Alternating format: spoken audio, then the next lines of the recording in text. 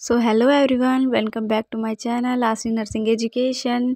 तो आज हम बात करते हैं प्रेगनेंसी या गर्भावस्था के समय पर हाथों और पैरों में सूजन क्यों हो जाती है, और अगर ये सूजन ठीक ना हो तो इससे हमें क्या हो सकता है, और इसकी दवाइयों के बारे में जानेंगे। तो प्रेगनेंसी में सूजन इसलिए होती है क्योंकि शरीर समान रूप से ज़्यादा फ्लूइड बनाने लगता है।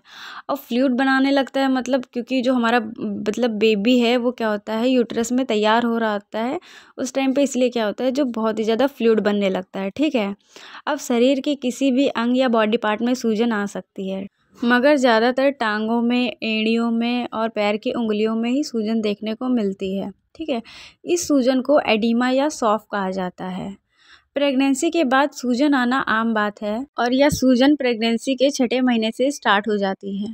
अब जैसे जैसे बच्चा बड़ा होता रहता है वैसे वैसे क्या होता है, शरीर में जो ब्लड वेन्स होती हैं, मतलब जितनी भी रक्त वाहिकाएं होती है उसमें क्या होता है, दबाव पड़ने लगता है। अब जैसे जैसे बच्चा बड़ा होगा, यूट्रस बड़ा होगा, तो उसके आसपास में आने वाली जितनी भी वेन्स रहती हैं या जितनी भी रक्त वाहिकाएं रहती है उसमें क्या होता है, जो सर्कुलेशन है वो बंद हो जाता है, जिससे खून क्या होता है वहाँ पे इकट्ठा होने लगता है, और इस वजह से जो पानी है या जितना भी फ्लूइड है वो पैरों में आ जाता है, और प्रेगनेंसी के लास्ट स्टेज पर या हाथों में भी असर डाल सकती है। अगर इस टाइम पे क्या होता है, अगर अंगूठी पहनी हुई है तो वो भी कसने लगती है। ठीक है, तो ये हमारा हो गया गर्भावस्था में जो हमारे हाथों पैरों में सूजन आती है उसके बारे में। और ये जो सूजन होती है वो रात के टाइम पे या मॉर्निंग के टाइम पे, सुबह के टाइम पे बहुत ही ज़्यादा कम हो जाती है, पर ये दिन के टाइम पे ज़्यादा होती है। ठीक है, अब हम बात कर लेते हैं इसकी ट्रीटमेंट की। तो जो इसका ट्रीटमेंट है या इसमें यूज़ होने वाली थोड़ी दवाई हैं, क्योंकि जब हमें बहुत ज़्यादा एडिमा या सूजन हो जाती है तो उस टाइम पे क्या होता है, हमारा ब्लड प्रेशर ज़्यादा होने के चांसेस होते हैं। ठीक है, क्योंकि सोडियम लेवल बॉडी में ज़्यादा बढ़ जाता है। अब अगर हमारा उस टाइम पे अगर बीपी बढ़ा हुआ है, ब्लड प्रेशर ज़्यादा है, तो उस टाइम पे हमें क्या करना है, तुरंत ही हमें नमक बंद कर देना है। मतलब अगर खाने में वो ज़्यादा नमक ले रही है तो उस टाइम पे क्या करना है, नमक बंद कर देना है, क्योंकि नमक ज़्यादा खाने से हमें ब्लड प्रेशर हाई हो सकता है, इसलिए हम नमक ना खाएं।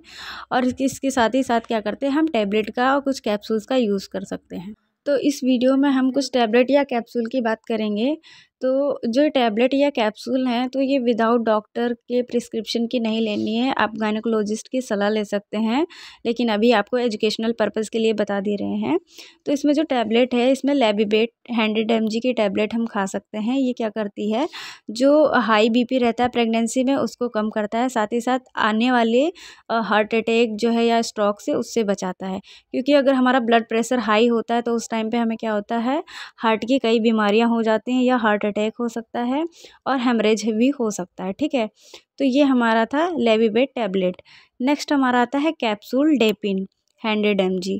तो जो डेपिन कैप्सूल होता है ये भी क्या करता है, हाई ब्लड प्रेशर को कम करता है, और जो हमारे वेंस और आर्टरी में जितना भी प्रेशर हुआ था उसको कम करता है। साथ ही साथ जो हमारे हार्ट पे बहुत ही ज़्यादा वर्कलोड था उसको कम करता है, और हार्ट की मांसपेशियों को अच्छा बनाता है। ठीक है, तो ये हमारा हो गया डेपिन। नेक्स्ट हमारी आती है टैबलेट एल्डोमेट 250 mg। ठीक है, तो ये हमारी हो गई कुछ टैबलेट और कैप्सूल। ठीक है, तो ये हमारा था सारा गर्भावस्था में जो हाथों पैरों में सूजन आ जाती है, इससे हमें क्या होता है, ब्लड प्रेशर ज़्यादा हो सकता है, इसमें यूज़ होने वाली टैबलेट या कैप्सूल के बारे में।